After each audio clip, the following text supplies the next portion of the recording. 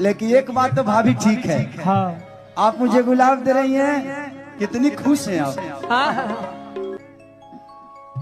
हम भी शादीशुदा, आप भी शादीशुदा। तो जय हिंद दोस्तों, कैसे हैं आप लोग। मैं आशा करता हूं आप लोग अच्छे होंगे, स्वस्थ होंगे, मस्त होंगे। तो हाँ दोस्तों, सोशल मीडिया पर खेसारी लाल यादव जी का एक वीडियो बहुत तेजी से वायरल हो रहा है। वायरल होने की वजह दोस्तों, खेसारी लाल यादव जी को एक महिला दोस्तों गुलाब के फूल देते हैं, और गुलाब के फूल देने के बाद दोस्तों खेसारी लाल यादव जी भी रख लेते हैं, और रखने के बाद दोस्तों खेसारी लाल यादव जी इंजॉय लेना भाभी से शुरू कर देते हैं, और बोलते हैं भाभी आप कितना खुश हैं, हम भी शादीशुदा और आप भी शादीशुदा, अगर हम दोनों कुछ करेंगे तो किसी को कोई प्रॉब्लम नहीं होगा, क्योंकि दोनों के पास एक्सपीरियंस है और बराबर एक्सपीरियंस है, क्योंकि हम भी शादीशुदा हैं और आप भी शादीशुदा है।